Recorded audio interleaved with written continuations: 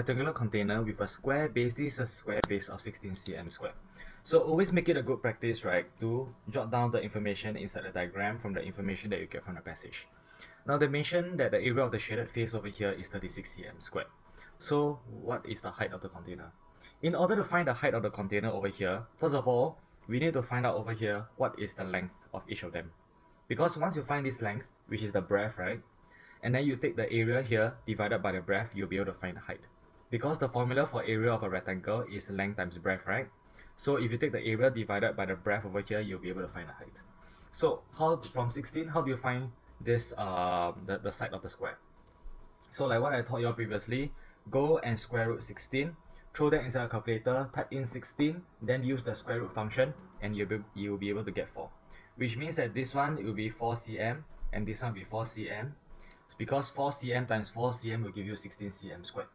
Okay, now that we have the breadth, okay, so we can find the height.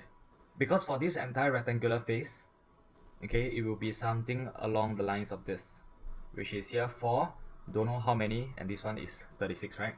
So 4 must multiply by what to give you 36? So how to find this what? You take 36 divided by 4, you're going to get this one. So if you take 36 divided by 4, you're going to get 9, and therefore your height over here, instead of a question mark, now you can put 9 cm. So this one will be your part A, which means the entire height from here all the way to here would be 9 cm. So remember, every single time you do a working, input the information inside. I know I keep on saying this, sounds a bit naggy, but because you are not doing it, okay, many students are not doing it, so that's why I have to tell you all. Put all this is good for you. Next, he said, James filled 1/3 of the container with water. So if it's 1/3 container of the container with water, right? So what's the volume of the water? So 1/3 of it, right? We only need to look at the height, okay?